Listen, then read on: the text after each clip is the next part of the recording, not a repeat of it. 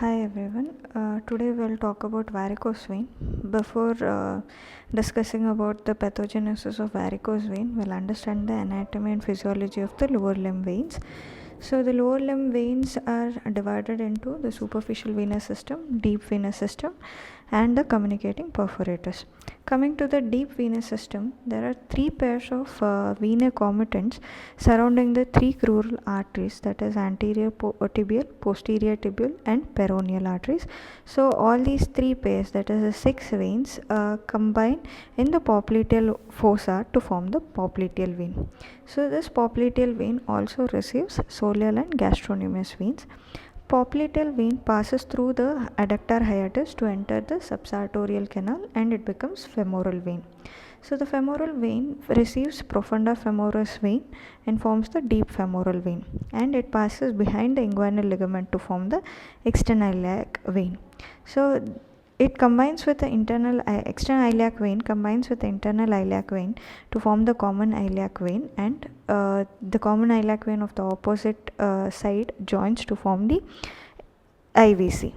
So coming to the superficial venous system, it is found superficial to the fascia lata, that is the deep fascia, and the dorsal venous arch is present in the subcutaneous plane over the metatarsal head. So the medial end of this dorsal venous arch forms the great saphenous vein. This is the most commonly affected by the superficial incompetence. So GSV passes anterior to the medial malleolus accompanied by the saphenous nerve. Saphenous nerve is the largest cutaneous branch of the femoral nerve.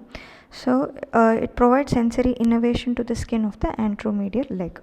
So GSV ascends in the medial aspect of the leg. In the knee, it passes posterior to the medial condyle of the femur and ascends up in the medial aspect of the thigh. It receives three tributaries before joining to the femoral vein, that is superficial circumflex iliac vein, external pudendal vein, superficial epigastric vein. So it forms a saphenofemoral junction with the femoral vein, which is located 4 cm lateral and below the pubic tubercle.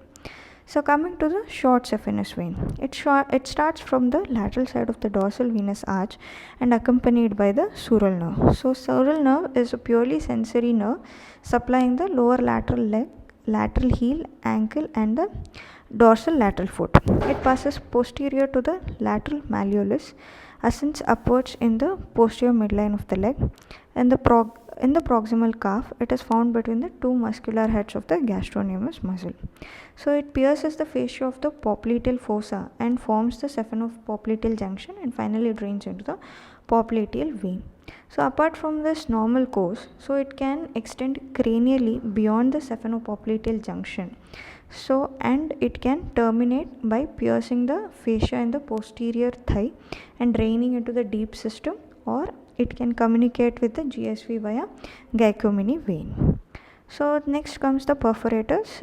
It connects the superficial system with the deep venous system. So it is unidirectional and guarded by valves. So it carries blood from the superficial system to the deep system. So the named perforators are Crockett's perforators in lower part of the leg, connects posterior arch with posterior tibial vein. Boyd perforators, it is situated below the knee, connects GSV with gastrocnemius vein. And Hunterian and Dodd perforators present in the thigh connects GSV with superficial femoral vein. Coming to the normal venous histology, venous valve has three layers, that is intima, media, and adventitia. So the intima enfolds forming the bicuspid valves, and the media has smooth muscles and elastin connective tissue.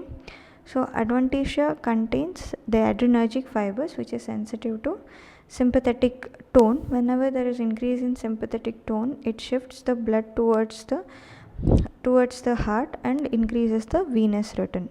So larger extremity veins have less smooth muscles and elastin fibers compared to the arteries, and they can hold large amount of the blood without any significant change in the pressure. That's why they are called as capacitance vessels. Calf muscles functions as a pump, and during muscular contraction the pressure may rise up to 150 to 200 millimeters of mercury. So whenever there is a a perforator incompetence. So this high pressure will be transmitted to the superficial venous system, giving rise to the varicose veins. Thank you.